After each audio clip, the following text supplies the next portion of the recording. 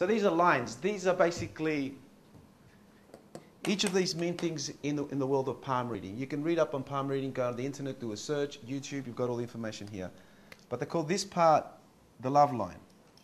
So, just for this exercise, I'm just going to, that's the love line. The theory goes, the closer it ends towards the middle, the more dependent she is in terms of finding her identity with a relationship. The further away, the more independence she has. Now, the most important thing that you've got to take away from palm reading is nothing's a negative, everything's a positive. So if she's a highly dependent person for her identity, you would frame it as, wow, that's excellent. You actually like to have a lot of close people around you, and that's what makes you happy, as opposed to you have dependency issue, right?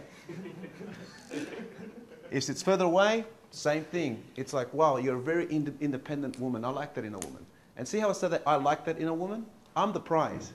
So you've got to have that type of talk. Now, so here she is. She's at the bar. She's leaning against the stool. So I would come and say, I'll say, quick question. All right. Eye contact first, smile. All right? Nothing like being serious or being nervous. Eye contact first. You've got to connect with her and a smile. I've already touched her. I've already broken through the personal space. A lot of guys get caught in the fact that I can't keno. Who knows what keno means? Exactly. I can't keno. Throughout the whole half an hour interaction, they will never touch the woman. The important thing is to touch upon the moment, go. You said it. So like by tapping her on the shoulder, you've broken through that barrier. So you lean in, you lean back straight away. All right, why? Because her brain's thinking, oh, here's another guy who's going to be talking to me. He's into my personal space. But I've gone in, I've broken through that barrier, I move back. As I'm moving back subconsciously, what's going through her mind is like, all right, he's going to back off. What's going on here? Normally guys come in and just want to hang out with me. Who's gone to bars and guys never touch a girl but always like leaning towards her because they think that something's going to happen if they do that. It doesn't happen, all right? So you lean back. What do you think about guys that can read women's hands? Okay. I don't really know. Yeah, it's an opinion opener. It's like, hey, nice dress. No. It's like, what do you think about guys? And you can do this to 2 or 3 girls at the same time. When you do that, same principles. Eye contact to all girls, smile, then go in. Now, what you will find all girls do instantly is they'll stick a hand up, read mine. They're shit testing you. All right, once again, I'm touching. The first thing I do is like I grab her palm, I twist it around. What am I doing that? It's because I'm having fun. I'm in control here. It's my frame. It's my reality. She's coming into it now. All right?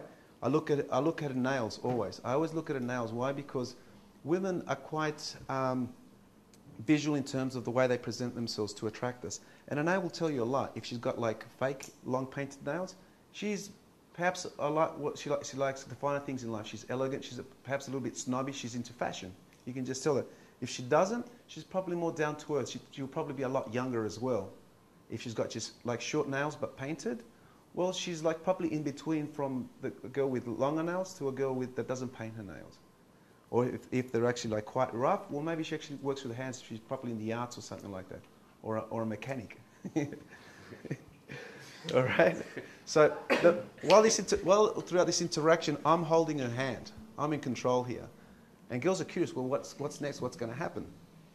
So I look at her nails and I actually give her what's known as a cold read. That like, based on her nails, wow, you're actually quite a down-to-earth girl. Like I can tell that by your nails because they're quite short. But I've also taken the opportunity to look at the way she's dressed. If she's glamorous, she's wearing high heels, she's wearing flat shoes, she's wearing sneakers. If her tops were open to the bottom or if it's a top like closed up, these are the things you've got to be looking at and reading. So once you turn around, I'll say, look, I'll just give you a quick read. All right. This is the love line. I can see that you're a very, very independent woman. How do you know? I just know these things, right? So once again, I'm breaking the barrier, but what I've done now is I put her arm, and I didn't put my arm and go to her. Ah, subtle. Okay? And I rewarded that behavior. Okay? Now, I've got to go back to my friends. I might see you a little bit later. Sorry, what was your name? It's Miles. Miles, okay.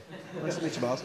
But I didn't offer my name also. I didn't offer my name. Oh, by the way, I'm Billy, but I'm bailing out now. She's thinking that in small interaction, I added more value than I took. Most guys go into groups and they take value. They take it.